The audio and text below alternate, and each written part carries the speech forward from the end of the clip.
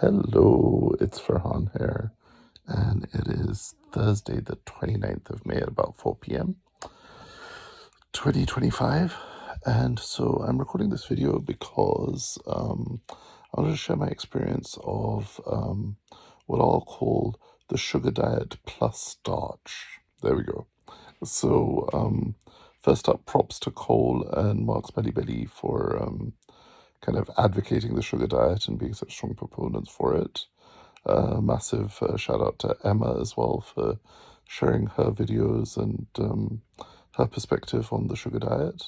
And I thought, listening to everybody else going on about it, I just like, I got to jump into the conversation. I want to join in. I want to participate. And I don't say this lightly, like, I've rarely felt so compelled to share my experiences. But I kind of feel like it's important to kind of add to the narrative and maybe add in some perspectives that might be missing from some of the conversation. So, first up, as you may or may not have gathered by now from the angle of the camera and my position, I'm lying in a bed. So, I'm bedbound. I can sit up, I can walk around. I'm not completely immobile, but just I have lymphedema. My legs are in a lot of pain a lot of the time. And especially when I sit, then with my legs down, then within half an hour, like the legs can get quite painful, and so I've ended up just like avoiding getting into pain by spending most of my time on a bed with my legs flat. So, and I've had lymphedema since 2004, I think, maybe a little bit earlier, but yeah, I've had it most of my life. And I never used to be this incapacitated, so that only happened in 2019. But in 2019, I basically became so um, like exhausted, wiped out that I just couldn't lift myself out of bed anymore.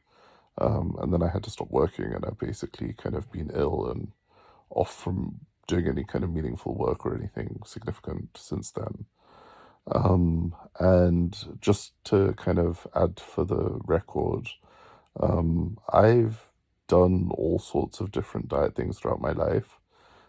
When I was 16, I picked up the arthritic cookbook. And actually, no, I picked that up when I was 14. I was given it by a friend, the mother of a family friend. And I had arthritis at the time when I was like 14. I had a massive swollen knee. It like ballooned like the size of grapefruit, and it was really, really painful. And at that time, I kind of read this book, the Arthritic Cookbook, and it basically talks about cutting out meat as a toxin, and all these like chemicals and preservatives as toxins, and processed foods as toxins, and so you get rid of those toxins, and the body can just function in a healthy way. And surprise, surprise, I took those steps, and my body got healthier, and the swelling in my knee cleared up completely. I got rid of the arthritis, the pain, the swelling. I was able to move again. The knee went back to a normal size. And actually, even just as a bit of context, I was born with eczema. So as a baby, when I was born, I was basically covered in eczema. So like my whole life, I've always had something or another, like health-wise, as a challenge that I've been looking to address or improve upon or kind of make better. I don't think of myself as someone who spent my life ill, but like when I think back to the context of what I've actually gone through and kind of what's led me to being the person that I am, it probably has a part to play in the fact that, I had eczema as a child, I had arthritis when I was quite young. And so then I did things which, were a bit unconventional at the time. So when I was 16, I was probably at the healthiest I've ever been in my life. I was on a predominantly pescatarian diet, like vegan, well, not really vegan, but more like vegetarian, but I would eat seafood and still eat eggs and dairy and cheese and things like that. I cut out meat. And I did that for quite a few years, and then eventually I started craving chicken, and I was just like, okay, I need to just eat chicken. I don't know why. And I just did, and it stopped me craving it. So I was like, okay, fair enough. I'll just start eating meat again. And then I ended up in, just to give you full context, so then I ended up in around, I think it was like 2002, when I was sort of in my early 20s. I ended up living on my own, working shifts all hours of the day and just surviving on like fast food. When I say fast food, I was probably eating a lot of meat, like doner kebabs and things like that. So it was already made. I would just go buy it, eat it, and then go to sleep. And because I was working shift work, I didn't really have that much time to prepare. And at the time, I had very little food literacy. So, kind of in my early years, I never really knew that food has an effect on your health or that there's a consequence to what you eat and how it makes you feel. So, this is back in like 2002, right? So, it's not like everybody was going on about this stuff. But just back then, I had no idea that if I'd known then what I know now, I would have just got myself a juicer and like juiced a bunch of vegetables and eaten a bunch of fruit, and like I would have probably been fine. But I didn't know that at the time, and so I ended up eating a lot of meat, became seriously overweight. Like I ended up at my peak, I think I had like a 60-inch waist, although I think I may have possibly gone beyond that at some point later down the line. But so I had I was really, really fat, really, really overweight, the largest I'd ever been in my life at the time. And then I ended up traveling around I went teaching English in South Korea and ended up eating more of a vegetarian based diet whilst I was out there, just because like I'm Muslim, so I don't normally eat meat unless it's halal. And so back then I was like, oh well, me eating seafood or vegetables, and like I was going to like Buddhist monks and monasteries and things like that, just because spiritual stuff was always interesting for me. And so by default, like those places, they tend to have more like vegetarian type foods, and they tend to be more vegetarian, like in the monasteries and things like that. And so gradually, I kind of was starting to lose weight, and also I wasn't eating so much bread and things like that. But I didn't really know at the time, what foods helped or didn't. I was just fuddling along with kind of whatever I could get hold of and whatever foods were available. So anyway, fast forward, you know, around 20. So while I was in South Korea, I ended up getting lymphedema. That meant I would have a fever every week in the first time when I first got ill. Every week, every other week, and my whole body was like completely shut down. Gradually, I gave up trying to be in South Korea. I came back to London, slowly kind of through testing and trial and error and all sorts of different things, including going to the hospital, not getting much help there, and then like trying alternative medicines and all sorts of things. Eventually, I found some supplements that kind of helped me stabilize my health. And I figured out how to eat to kind of stay healthy, like not get ill. So then I was fine most of the time. And then like 2019, like so between there and 2019, I kind of dropped a bit of weight, did lots of juice fasting and eating super healthy and kind of eating lean. And I did paleo for like 12 months at one period, and like keto, and just trying all sorts of different approaches, and but like giving it a good 6 to 8 months at a time. I wasn't just trying it for a few weeks here or there. And then I think back in like 2012, I came across the rice diet. I think it was 2012, 2013, sort of around that time. So then I kind of gave the rice diet a good solid attempt, and it never really did anything for me. I mean, maybe I didn't do it for long enough. Maybe I was doing something wrong. Maybe I was eating too much rice. I'm not quite sure. But and back then, like this is the Walter Kempner rice diet from Duke University. And so that diet was basically you eat nothing but rice, and you can have fruit and you can have sugar, and you could have some white bread, but you can't have anything else. No meat, no protein, no dairy, stuff like that. And so basically, I ended up So then, like with the rice diet, I followed that kind of. I was eating basically boiled white rice and sticking jam on it and stuff, and like it was functional. I was able to kind of work and operate and stuff, but again, it wasn't really kind of shifting the needle in terms of weight or kind of helping me in terms of like getting healthier. And then like I did do quite a bit of juicing as well. Like at one point, I think I did like a 21-day juice fast. I was trying to do 30 days, but I had to stop because my hands and feet got really cold and I couldn't tolerate it anymore. Like when it became unbearably cold, and I'm like, okay, I'm definitely not eating enough calories. I'm not getting enough energy. My body's not warming up. And so, fast forward to now, I'm kind of about 2 months in, I reckon, like just over 2 months. It was around April 13th. I started basically um, cut out fat completely. And the approach was to basically go whole foods plant based, no fat or low fat. So in the first 2 weeks, I basically lost, it was like 3.9 kg in the first week, and then I think it was almost like 4.2 kg in the second week, but basically averaging out about 4 kg a week, um, on basically just cutting out fat. So that includes dairy, cheese, eggs, no kind of meat, no kind of protein, no kind of flesh. Sorry, not protein, no kind of flesh protein. I was eating lentils and rice and fruits and vegetables, and you can eat fruits and vegetables as much as you want, starches as much as you want, proteins, so things like potatoes and lentils and legumes. And so I was having a lot of like legume soup, and sort of having rice with vegetables and potatoes, and lots of fruit as well. Well, not as much. Like, I think the first 2 weeks I kind of was following it really diligently. And just to add, like, I was also taking some supplements to specifically aid with the weight loss. So there's one supplement that basically helps accelerate the metabolism and reduces your hunger. And then there was another supplement that basically helps cleanse the liver, like a bunch of alkalizing greens and that sort of thing. And then there was also a protein shake, but I didn't really take that the first 2 weeks just because I was eating so much other stuff. I was like so full, and I wasn't that hungry in general, because of the one that I was taking that sort of speeds up the metabolism of the cells, and also kind of what is it, like reduces the appetite. So it's called satiety, right? So it's an apt name. So anyway, like I was following predominantly a plant-based diet, so I kind of got the main outline from the masteringdiabetes.org website, and it basically was cutting out fat completely, and that's kind of the premise, right? So when you cut fat out completely, then the body can metabolize what you have. And as it happens, I did get my blood sugars done like just before starting this change. So I'd had a diabetes checkup. So I'd had my blood sugars and everything done, and it was like 140 or something. And I got a call from the doctor, like, scheduled appointment, and following the blood tests.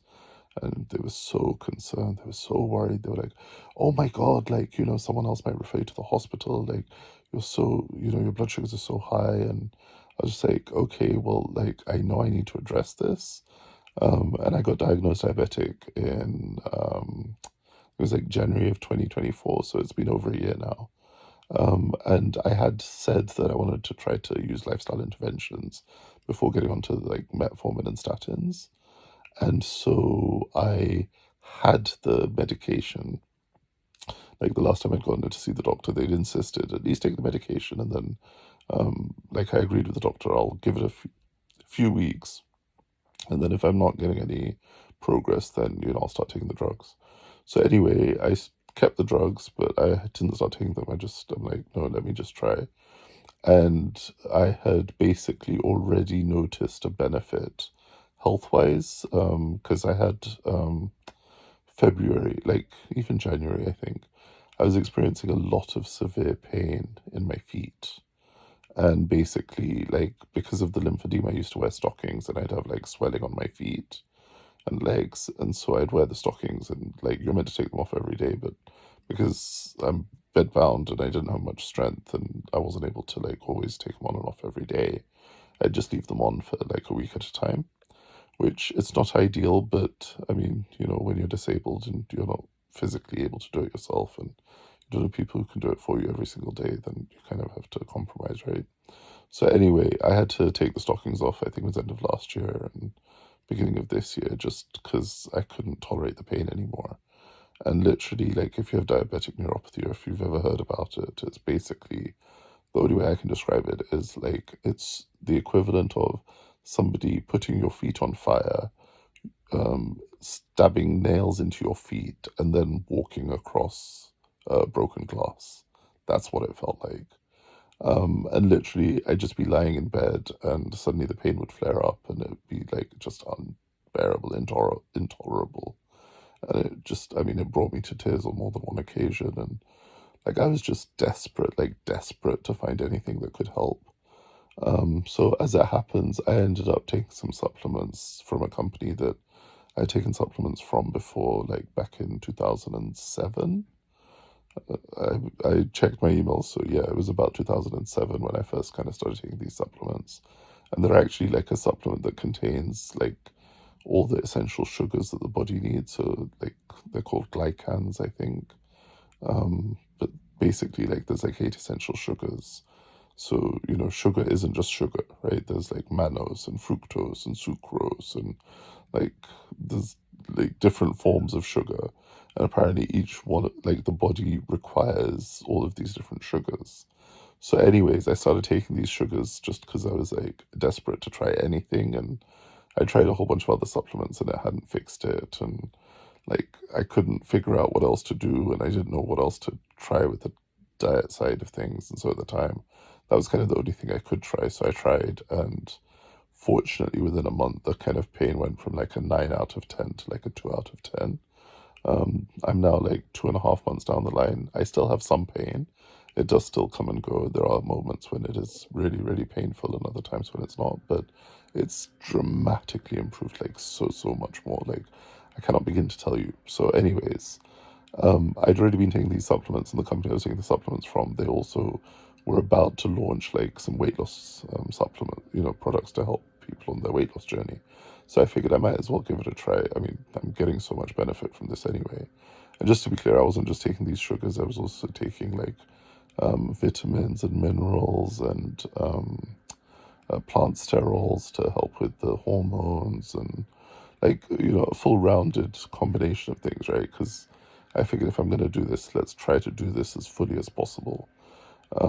It wasn't cheap by any stretch of the imagination. I mean, it did use up most of the budget I had, and I had to kind of, put a few things on hold just because I was in too much pain, and I was like, these things need to be priority for now, and then, like, if this helps, then maybe once I'm not in so much pain, I can, start paying for the other things that need to get done as well. So anyways, long story short, as soon as I got the products for the weight loss stuff, I happened to see, like I was going to start posting on Instagram the foods that I was eating and the journey that I was taking. And then I happened across the Mastering Diabetes team, and like I'd followed them from my Instagram account a while back. And this is an old Instagram account that I wasn't using very much because I was kind of using it to post my food journey and kind of my health journey. And I hadn't been posting for a while. So anyway, I thought, okay, good timing. This looks like it all makes sense. So the protocol that Mastering Diabetes recommend is basically no fat. So cut fat out completely, dairy out completely, meat, proteins of flesh origin, and predominantly eat whole foods and plant-based. So fruits, vegetables, legumes, dairy, beans, legumes, and like root veg and stuff like that. And also you can have like, rice and whole grains and things like that. And so I basically started doing that. And, the first week I was like doing the full on protocol with the supplements and all of the, like, just completely eliminating fat from the diet, even avocado and nuts and things like that, just nothing at all. And so the first week I dropped almost like 3 kg, and I was like blown away. Like I was just like, oh my God, is this real? Like, no, that can't be right. And the second week I dropped almost 4 kg, and I'm like, oh my God, this is so exciting. Like, if I keep doing this every week, then, like in no time I'll be like down to like a really healthy weight.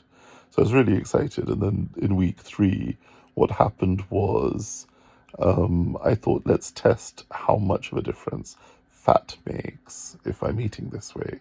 So, because I've already dropped in 2 weeks. And just to be clear, like my starting weight it was almost 200 kg. So, like, I'll figure out what the pounds are and post about it in the description or something later. But basically, 200 kg, I've dropped in a week almost 3-4 kg. And so, maybe it was water weight. I don't know if it's like necessarily just fat, but whatever it is, I'm like, what, it's progress. It's something measurable. It's something that I can actually kind of look at. And it was way better than any kind of results I've ever experienced before. Eating paleo, eating anything I've done before in a single week. To be fair, I never measured it so closely, but I've never felt like, I mean, when I was eating paleo, I mean, I was eating so much fat. Like, I was having literally like what was it, salmon cooked in coconut oil and like 3 or 4 eggs with it, fry it all in the coconut oil because, it's all healthy fats or ghee or butter, grass fed butter, and, like properly going all at it, thinking, okay, I need this as fuel, right? Because I need to eat something. And back then I was active, like I was physically mobile. I was able to go to the gym. I was doing like 2 hour workouts. I was working a full day in an office and like, not just a full day. I mean, I was going in at like 7, 8 in the morning and finishing at like 8, 9 at night. So I was like full on pushing myself. But this is, going back probably to like early 2014 or 2016, or maybe like 2012 even. But yeah, like, you know, come 2019, I just collapsed. And so I kind of had to stop trying all those things. And I was like, at one point, just out of desperation, I was like, you know what, screw it. Like, nothing else is working. I'm just going to have some bread. And I just had bread and butter. And I was like, oh my God, this is so satisfying. And it didn't help, but it was like, okay, at the very least, like, let me get my emotional stuff sorted out.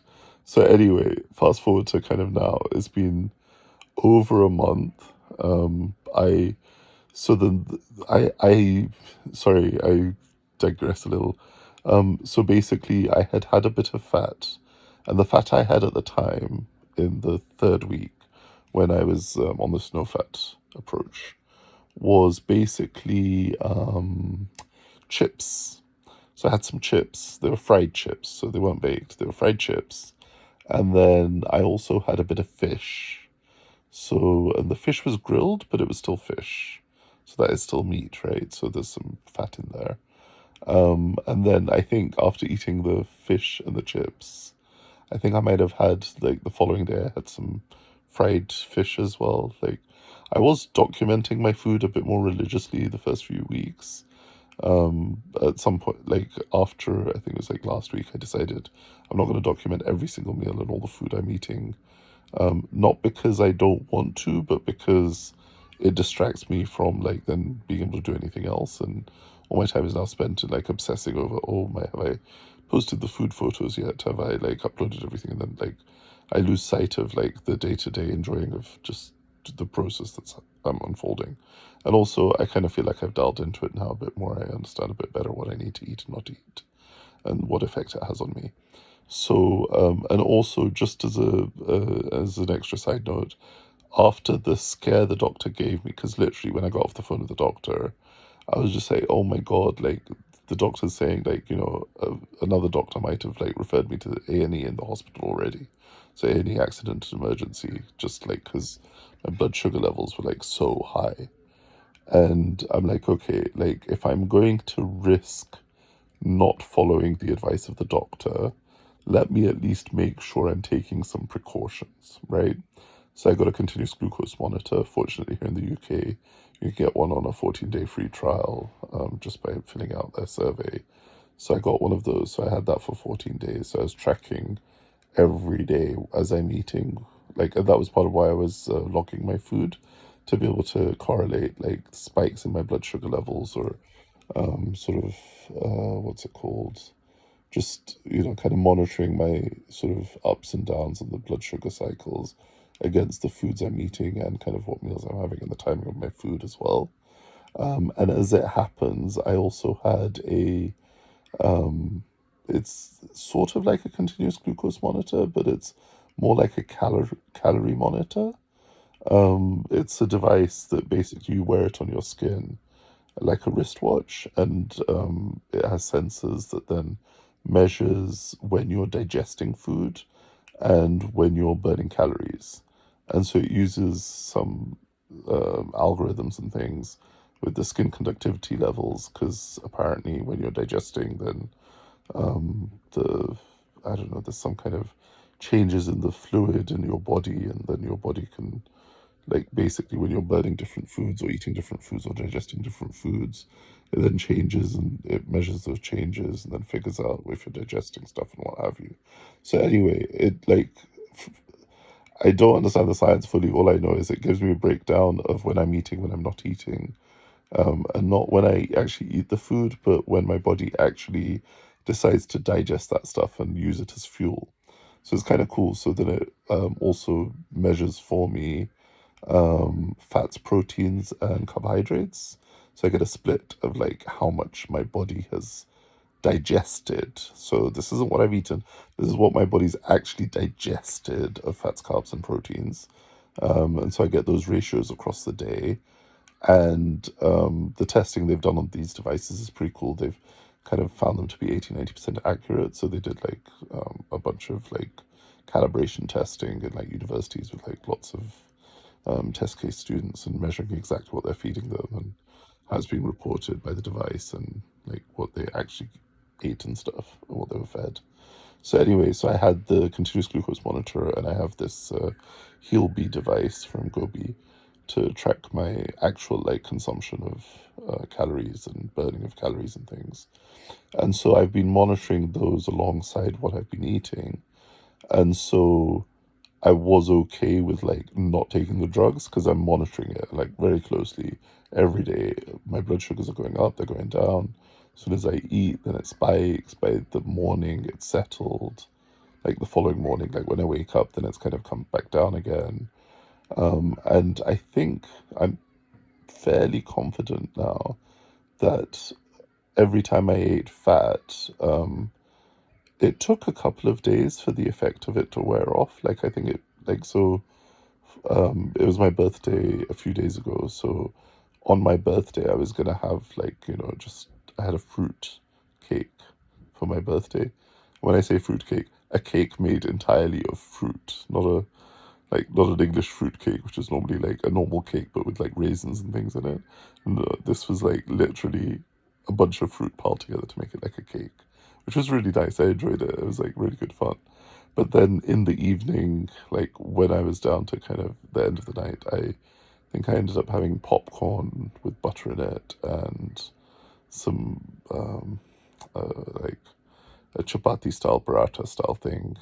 So that was sort of fried and had a little bit of lamb mince as well. And so like I had eaten some meat and some fat and things, and so it was really interesting. Like normally in a given day, like my I get like 2 or 3 spikes in the day, and then the rest is kind of fairly baseline. And then like the day after I ate some fat, then suddenly it's like I've got spikes throughout the day. Like there's all these little spikes. And it's like, okay, the body's digesting and it's processing and it's like it's not taking it and just using it. It's like, no, it's gonna take longer. It's gonna take longer. And the weird thing is like it's not like I'm eating all the time throughout the day, although I probably am. But like when I'm eating without fat at all, then it's like even though I'm still eating, like the spikes, they just kind of they happen and then they kind of just settle. And like there's only like 1 or 2 big spikes, but then when I eat fat, then it's like literally all these little peaks and troughs. So it's like, oh, okay. So anyway, I'm kind of giving it a few days, and so today I had like some lovely mangoes and fruit for breakfast, and I was gonna eat just pure fruit. Sorry. So just to kind of wrap that bit up. So then when I've eaten fat, so then the subsequent week I was like, okay, let me try this again. And I had a moment of weakness. I was like, oh, you know what? Like it's fine. It's just a little bit. I've been good most of the week. So then, but even that little bit was enough that when I went to weigh myself, instead of losing like 4 or 5 kg, I'd only lost like, I think it's maybe like like maybe 1 or 2 pounds, which like, sorry, not 1 or 2 pounds. It was like 0.2 kg, zero point 0.3 kg of like, you know, it wasn't enough or significant. I mean, just to be clear, I'm not doing this to measure the scales. I'm doing this because I want to convert fat in my body to fuel and I want to kind of be lean, right? So, and that's the other thing. Like, I think people get so caught up in saying, oh, I'm losing weight. No, you're not interested in losing weight. Let's be realistic. Do you want to be skinny and like anorexic and ill? No, you want to be healthy, right? And so, if anyone else is in a position like me where you're so overweight that your whole body has shut down, you've got numerous other health complications and challenges, and you can barely walk, right? If you're that ill, like honestly, I just don't want the fat in my body at all. I don't want fat. I mean, obviously every cell in my body has fat. I just don't want surplus fat. And in order to get to that point of not having surplus fat, I want to burn the fat. I want to consume the fat, right? I don't want to lose muscle. I want to keep my muscle. I plan to like do bodybuilding and weightlifting and all of that fun stuff, and looking hench and ripped and what have you. Once I can walk and move again. Side note, I'll be getting a wheelchair soon, so then hopefully I can at least get a bit more mobile again. But honestly, you spend 5 years lying in a bed, and it's not to say I didn't travel, and it's not to say I haven't like moved out of the house at all. I mean, I do have to go every month to like various doctor appointments and medical appointments and whatnot. But it does kind of get kind of sad when like your entire life is dictated to you by the condition of your body, right? That is kind of sad. So, anyways, I've now seen after sort of a week where I then did become a little bit more strict with it. I think it dropped maybe like 2 kg, so that I could basically say, over the course of a month, I've lost about 10 kg, which like 10 kg is pretty decent, I reckon, for a month. Because like all the apps and things are all saying, oh, be careful about losing too much weight too fast. And so like when I first dropped like 3 kg in a week, I was like, oh, is that right? Like, did that really just happen? And then I dropped another 4 kg the following week, and I was like, am I losing this too fast? Because it just seems uncommon. But now, sort of watching people talking about the sugar diet and their experiences with the sugar diet, I'm like, well, actually, like, that's not so bad. I mean, okay, fine, I'm not doing pure sugar because, um, like, the thing is, so it's an interesting thing. I was thinking about this, like, before I recorded this, and this is part of what kind of prompted it was like, well, like, if I was exercising every day, if I was physically active, even if I could even just walk or move around, right? Which I can't right now because the diabetic neuropathy in the feet is just far too painful. Like it is torture I do not need to subject myself to right now. Like I really don't. I really, really don't. And if you're in that position, please don't torture yourself unnecessarily. Like there's one thing to push yourself, and there's a whole other thing if you're like literally forcing pain on yourself to try to get better. No, no, no, don't do that. Please, please, please don't do that.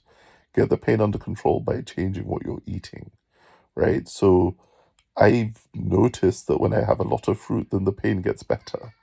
Like it doesn't hurt as much. And obviously, all the supplements I'm taking make a huge difference. Huge difference. I'm not sure how much longer I'm going to be able to keep taking them at the doses that I'm taking. But like, I'll just need to get some more money from somewhere and figure it out because at the end of the day, it makes such a difference that like I want to kind of try to stay at like high levels of these products because I am seeing a difference, and I know it's not going to change overnight. It'll take 6 months probably, maybe even take a year. But even if by the end of that year I can like have completely reversed my diabetic neuropathy and not be in pain ever again for the rest of my life and understand what to do to like keep that way, then it would have been worth it. Right. But yes, personally, I do want to get out of it as quickly as possible. And so the more stuff I can take that's going to help me, the better. Like, I'm all for it. But yeah, like when I eat fruit, like when I eat so much fruit, like listening to everybody else on the sugar diet, I was like, oh, well, mastering diabetes people, they say like people undereat fruit. And even medical mediums. So medical medium is another one who I've been following for advice for, at least 6, 7 years now. And like he basically is like, fruit is your friend, just eat as much of it as you can. And again, the medical medium, he also advocates, so just so you're not aware, medical medium, he's also known as Anthony Williams. He's helped literally tens of thousands of people like reverse all sorts of health conditions and challenges and like things that doctors don't have an answer to and things that people don't really have a solution for. And he's been able to help people like that as well. And so he's also like, he's always saying that like we eat far too much fat. You just need to cut that fat out. Just cut it out, especially if you're like on, what is it called? Mattress Island, right? So if you're like me, stuck on Mattress Island and you need to get your health back and you need to recover, we need to treat our liver with kindness. We need to make sure that we're feeding our liver foods that it can use to, get lots of energy because it's doing a lot of work. It's purifying all the blood and passing the nutrients into our bloodstream and Lord knows what else. Like it does all sorts of things that are really beneficial and helpful for us, and it kind of gets rid of toxins and things out of the blood. Does all sorts of beneficial things. But anyway, he goes on about how fat basically kind of starts destroying the liver and kind of messes things up. So he's always talking about cutting out fat from the diet as well. And so I did. And when I eat just fruit, like, and I have to say, I've only been trying this for a day or two now, of like lots and lots of fruit to kind of get energy. And I'm kind of playing with it a bit more and sort of just entertaining the idea a bit more that, like, basically, my version of the sugar diet is lots of fruit, but then also starch. So I have potatoes, I have rice, I eat lots of leafy greens, I eat vegetables, like, however I can get them cooked, steamed, boiled. Just no oil, no fat, no fried, no dairy, no meat, no cheese, none of that stuff, no eggs. And like honestly, like I've been losing weight and I think I will probably experiment with eating a lot more fruit once I've kind of gotten over the need to like get certain work done. Because what I found is that I find it really difficult to concentrate, and so either my brain needs more fruit or kind of more fuel, or I need to like eat more carbohydrate. So in the past, like when I need to concentrate, I've always had to go to bread because like that's the thing that if I eat that, then I can concentrate and get stuff done. So at the moment, I'm not really eating bread per se. Like wheat is also one of the things I've kind of cut out as much as I can. So I might have had it like once or twice and like breadcrumbs on the fish, but otherwise I'm kind of eating like gluten-free stuff. And so I have rice, I have vegetables, I have potatoes, I eat salad, lots of salad, like what was it? Glucose Goddess, that's the one. So Glucose Goddess, she was on the TV in the UK in Channel 4. She did a program and she like took all these people, and like one of the things she was saying was always eat your vegetables first. So have your vegetables before any meal to help blunt the blood sugar spikes. And so I have, as a consequence of that, kind of tried to make sure start of every meal I have some vegetables. So if nothing else, I just get like leaf salad, and I'll just have like a handful of leaf salad as like the precursor to my meal. So with the intention that then that helps with the blood sugar spikes. But so what I would say is when I have to do work, so if I have to read papers or process things or like just, like I need to submit some application forms and I need to fill out some forms and, respond to the banks and like missed calls and whatever I've got from various like health providers and what have you. So like when I have to do actual like things that I need to think about and be able to clearly concentrate, then I find I get very spaced out when I'm just having fruit. And because I can't be mobile as much as I want to be, and also like my hands get tired, so then I can't just like, exercise sitting on the bed, just, doing activities with the arms, like dumbbells or weights or like even just bands or things. I tire too easily at the moment. So being patient with myself, I kind of, if I eat potatoes or a starch of some kind, then it helps me concentrate. So then I can think more clearly, I can focus a little bit more. And maybe if I was a bit more active or if I could be a bit more mobile, I might not need that. But right now, I really do. And also, I'm not, I feel like I'm under eating as it is. And so I really deliberately am trying to kind of increase how much I eat. Not so that it stalls my weight loss, but so that I can like move around, like just like I'm still a heavy guy. Like even though I'm now 190 instead of 200 kg, like I'm still heavy, right? I still have a lot of mass to move. And so if I wasn't eating the starches, I think if I didn't have to worry about doing anything, if I didn't have like any paperwork to sort out or things like that, then maybe I would be okay with kind of just resting and kind of allowing my body to adjust. But right now, as it stands, like this is almost a month and a half into it. If I want to be able to think clearly or concentrate or focus, then I definitely need to eat some starches. I definitely need that to kind of focus for now. But having said that, I wasn't eating anywhere near as much fruit as everybody has been doing on this sugar diet, and so in my version of it, I need to just start increasing a lot more fruit. So I'm basically trying to eat nothing but fruit. So where everybody else like has sugar all day and then they meat in the end of the day. So my take on it is like I'm not going to introduce the meat unless I like unless I choose to, and it's not that I have to, but I get to, right? So I get to choose the days that I want to like try or not, or if I want to just feel better because I feel rubbish after I eat stuff that's not on the plan at the moment, and I don't have the level of health to be able to just be able to tolerate those. And so I'm trying an approach of eating lots of fruit, breakfast, lunch, and then basically having one meal a day where I have some starches or carbohydrates. But if I have it like at like say 12, 1 o'clock, 2 o'clock, then I might eat again, maybe like five. Like basically, I try my best to have my last meal of the day by about 6, 7.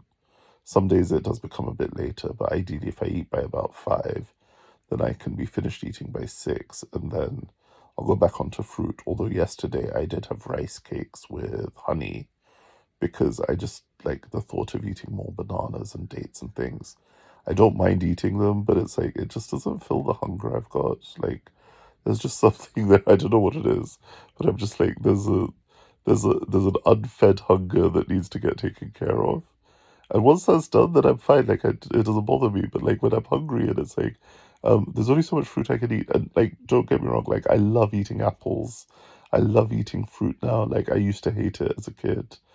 I mean, I didn't hate it, but just I never really appreciated the benefit of it. And now because I know how healing fruit can be, I'm just like, okay, I absolutely want to have as much fruit as possible. But sometimes it's just too sweet, and I'm just like, oh, I need something savory. And the thing is though, like so in Ayurvedic philosophy, there are different dispositions, I think it is. And basically, like some people have a sweeter disposition, some people have a more savory disposition, and some people have like a more bitter sort of disposition. And in terms of the taste, not in terms of personality, you know what? You could have a bitter taste and still be a sweet guy, right? Like,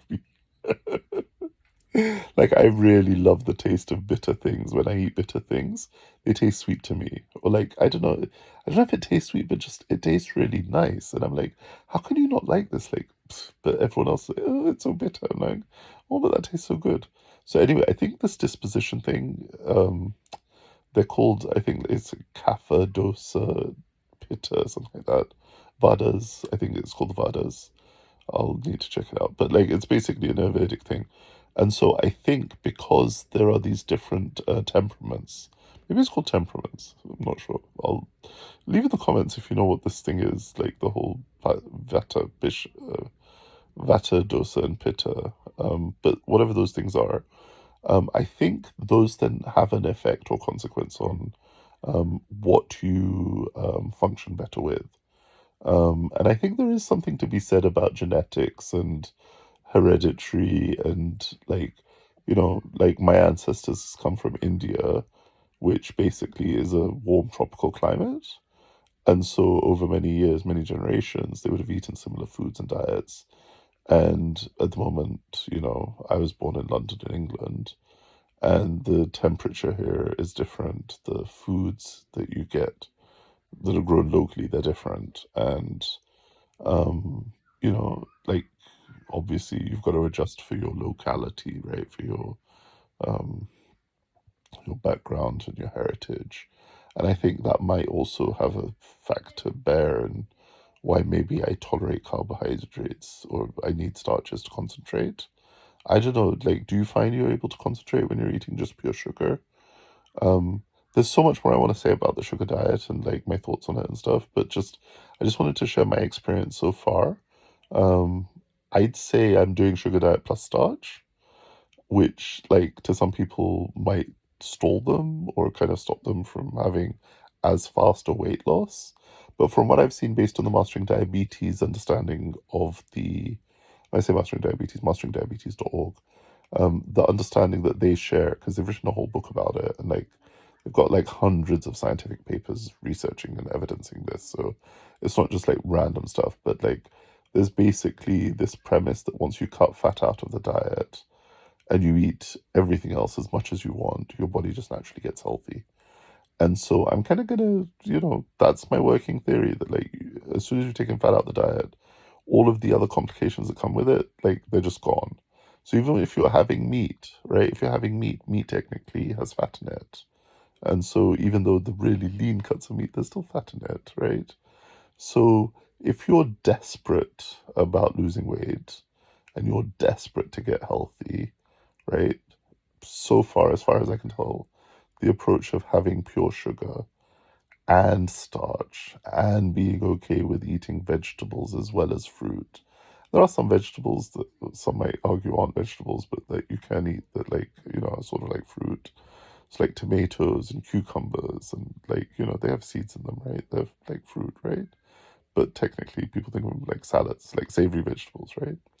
So, anyways, I think it's the combination of no fat and plant-based whole foods and like, let's think about this. They exist in nature, right? Plants exist in nature, and humans have been eating plants for like, millennia, right? It wasn't just an overnight thing. And so, like, realistically, if you can't hunt an animal or you can't kill an animal, you're still going to need to survive. You're still going to need to eat. And it's not like they killed an animal and then, like, that was the only thing they ate. No, heck not. They foraged, they collected berries, they collected whatever else they could find. Whatever they could get their hands on, they would have been eating. And most of the time, it probably would have been meat because after like a while, it would have started to spoil or go off or whatever. And it's not like they all had preservation techniques early in the early days. So, anyways, I believe that nature has all the solutions we need, and plants are naturally like the most ideal things for us to eat. And like, just I've been a huge believer throughout my entire life that no matter what anybody says, until I've tried it for myself, until I've tested it out for myself, until I've got my own experience of it, like, yeah, I can listen to their theories, but their theories are only theories until I've tried it for myself and seen for myself if it works for me or not. And it may do and it may not, but what I can say conclusively is that I have seen in the masteringdiabetes.org website literally hundreds of testimonials of people. I don't know of a single instance of anybody who has cut fat from their diet, cut out the dairy, cut out the meat, cut out the protein, from flesh sources, and not reverse their diabetes, right? That's not to say type 1 diabetics can avoid injecting. Like, if the pancreas can no longer produce insulin, they still need to inject themselves with insulin. But their insulin sensitivity is like they're able to eat like 700 grams of carbohydrates and only need the same amount of insulin that a healthy person would need, right? And so even if the pancreas can't produce the insulin and they still have to inject themselves, they're only needing a normal dose of insulin that any healthy person would need. So in that regard, I'm like, well, heck, if their body can eat that much carbohydrate, then that's a good thing, right? Like, that means their body's healthy. And these aren't people that are overweight. Like, once they follow the program, within years, everybody's diabetes is gone, everybody's healthy, they're losing weight. And so I'm just like so looking forward to that.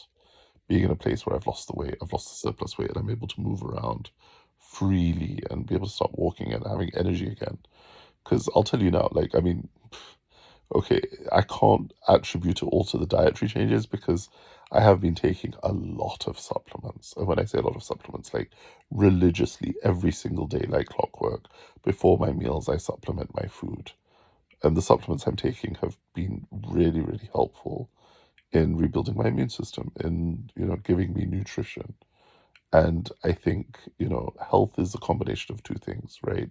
You take out the things that are poisoning you, that are toxic, that don't serve you, that aren't healthy for you, and you need to consume a whole bunch of stuff that is going to give you the means to get healthy, right? For your cells to repair, recover, and get healthy, right? So if you're eating fat, dietary fat is going to stop the cells from absorbing the glucose from your bloodstream. It's going to stop you from absorbing the sugars from your bloodstream, right? Because I think it's called the Randall cycle. I'll check it and do a whole separate video about that to go into full detail on it. But basically, I think this is like from like the early 1900s, or maybe it was 1960s or 40s or something like that. The Randall cycle is whereby they discovered that the cell in your body, I think it's the glucose and muscle cells, it can either absorb fat or it can absorb glucose, but not both at the same time. And so fat gets digested before the sugars, based on how your body's digestion works. And so if you've eaten anything that's dietary fat in it, that's going to enter the bloodstream first. And if that does, and then that goes into the liver and the muscles, then that stops the liver and muscles from uptaking glucose from the blood, which is why you then have high glucose levels. Now, if you don't have any dietary fat, the body will use whatever fat stores you have when it needs the fat. But in the meantime, when you digest the glucose and it goes into your bloodstream, the cells in the liver and the muscles can just absorb that glucose straight out of the bloodstream, and then like your blood sugar levels, like they go up because you've digested it and ingested some food, and then they go down because like the liver has given out enough glucose for everything, and like everything's normal. Like I'm oversimplifying it a little. I think I'll go into it more detail, but like basically, when you don't have fat, like fat basically becomes a block to glucose from entering the cells. When the fat isn't in the diet, when the fat isn't in what you're ingesting, then the cells can basically just use all the stuff that comes in as fuel and energy, and then it just works better. And so then it uses the fat that's in the body as a fuel rather than like leaving the glucose in the bloodstream and then having high blood sugar levels.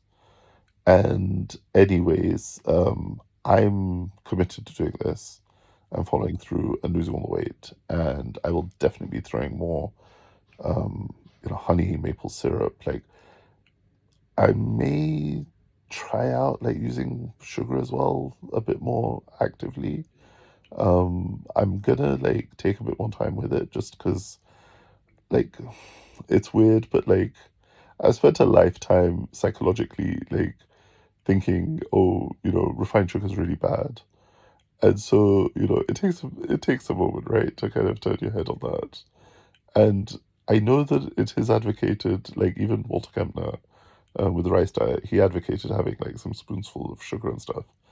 But I think I just like psychologically, I'm just not yet there. Because like things will just get too sweet, and already like I, I struggle with eating fruit as it is because of its sweetness. That's the only reason. If it wasn't the sweetness, I would probably eat a lot more. But just I'm like, it's so sweet. I like it, but it's like really, it's so sweet.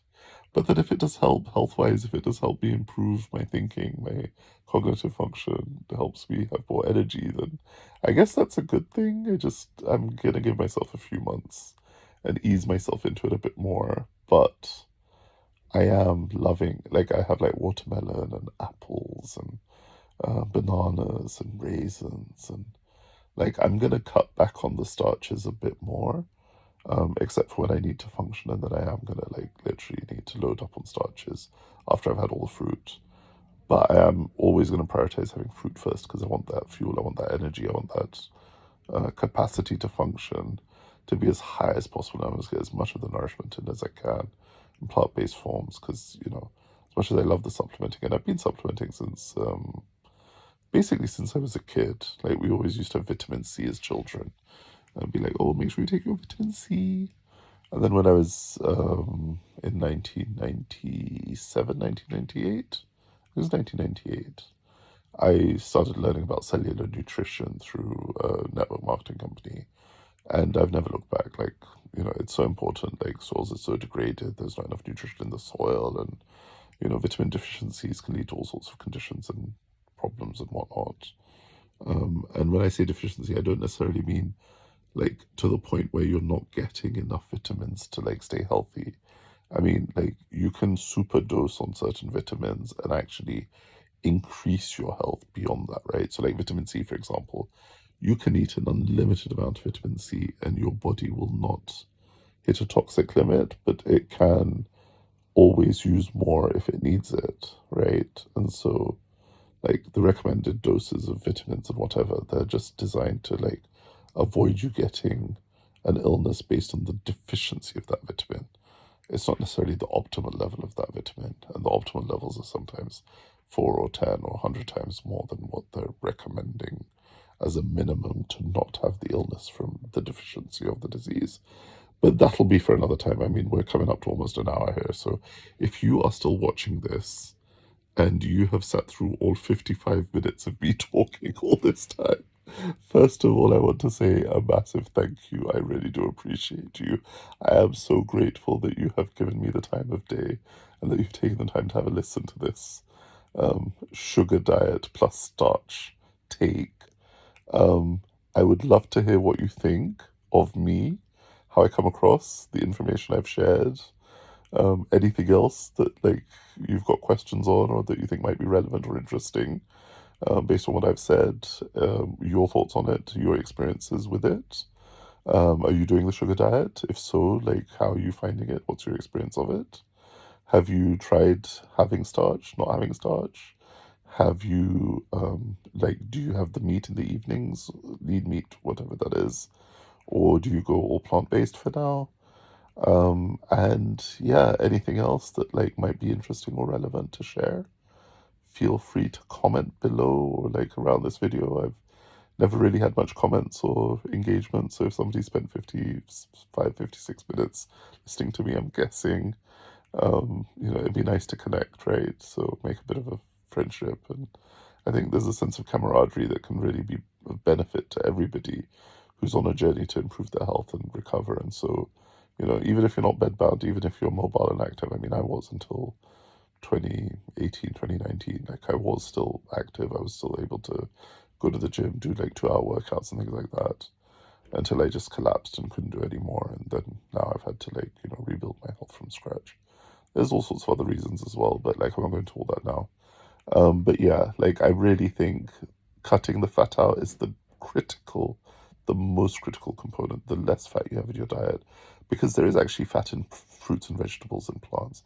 There's also protein in like fruits and vegetables as well. Like it's not that you're not getting it at all, it's just you're getting it from a plant-based source, which is easier to digest, which your body can use as a fuel and which doesn't clog up your cells from uptaking the glucose from your bloodstream, which is why you have insulin spikes in the first place. It's not because you ate the fruit, it's because you're insulin sensitive or not. I don't know which. I still haven't quite figured out, is it insulin sensitivity or reduced insulin sensitivity, metabolic syndrome? Not quite sure, but like whatever it is, right? It's not that you've got too much insulin, it's that your body hasn't been able to consume the fuel that's in your blood because you've got too much fat in your cells. So to lose fat, cut it out of your diet, and then your body can use the fat you have as cell reserves and then consume and metabolize that. And then if you don't have enough fat and you've gotten to the weight that you think is ideal for you and you feel comfortable with, then by all means reintroduce it in, and by all means make adaptations to your diet and your protocol. For me, I want to get to a point where I can be mobile again. I want to get to a point where I can even attempt to just lift my body weight, like doing a pull-up, an unassisted pull-up. That was my goal. Oh my God, almost like 10 years ago now. 2016, 2017, I was like, I'm going to join the gym and I'm going to do an unassisted pull-up. Probably 2015. 10 years on, I haven't been able to do one yet. I can't even hold myself when I hang properly yet. I still need to work on that. Right now, I'm just happy to not be in pain. So, we'll take the little victories when we get them. All right. Well, thank you so much. I really do appreciate you. I will be sharing so much more of like what I've learned, what I know, that hopefully will be of benefit to others from my own experiences, from what I've understood, what I've researched, and also my thoughts and opinions on like other people's take on the sugar diet and what I think is actually happening where people are having challenges and whatever. And if you're having challenges with, your approach to the sugar diet or with losing, well, I gotta catch myself. We're not losing weight, we're burning fat. So if you've got challenges in upregulating your metabolism, burning fat, whatever that is, feel free to share in the comments and maybe we can all help each other out. There's loads of other supplements that I took that have also been beneficial to me. I'll share more of that. Lots of other protocols as well around celery juice, lemon water, honey, all sorts of stuff like that that comes from the medical medium. I'll be sharing that in other videos as well. But suffice to say, I think an hour is long enough. If you've been here this long, thank you so much. I am deeply grateful and appreciative of your time, your energy, your presence on the planet. You are an amazing human. No matter where you are in your journey, just know that there is a way through, right? That you are watching this video right now. It means there is hope. Yeah. If me lying on a bed, riddled with pain, can start to find a way out of the pain, and then, towards the destination where that weight starts dropping off, you can too. If you've got no hope, if you feel like there's no point, if you feel like you can't do it, you can. You are able to, and you will get there, right? Just be patient with yourself, be kind to yourself, and don't compare yourself to others. Whatever you do, don't compare yourself to someone else, compare yourself to yourself. Where are you now compared to where you were 2 weeks ago, where you were a month ago, where you were a year ago? I mean, I would love to compare myself to the me that was juice fasting and able to do like a 21-day juice fast. There's no way in hell I can compare myself to that person. Right now, not a chance. So instead, I'll compare myself to the person I was when I first got so ill that I couldn't even get out of bed anymore, when I had to stop working. And you know what? I'm worse off than that person right now because of the pain. But you know what? That's okay. I'm in less pain now than I was 3 weeks ago. That's progress. There we go. I've lost 10 kg. That's progress. There we go. I've made some new intelligent choices around my diet. We'll see if they were intelligent or not. We'll see, 10 years from now. Have I lost all the weight? Am I fit? Am I active? Am I healthy? Right? But right now, for those of you who are suffering or struggling, right, we don't need to compare ourselves with bodybuilders doing the sugar diet or with active people doing the sugar diet if you're not active. And if you are active, then go at it. By all means, do more that you can, right? All more power to you. But for me, starch has been critical to be able to think clearly and function. And so I've had to, because otherwise, my brain just goes all over the place and I'm really, spaced out. And so, but enough for now. All right, have an awesome day. Once again, I'm so grateful to you for taking the time to watch this, to listen, and for anyone that even just likes or subscribes or comments. Just know I'm really grateful to each and every one of you. And I look forward to hearing your thoughts. I look forward to hearing what you thought of this video. And I look forward to sharing more. I'm just so excited that I feel like there's something I can finally contribute and add to the conversation. And so let's see if it helps. All right, bye for now. Thank you.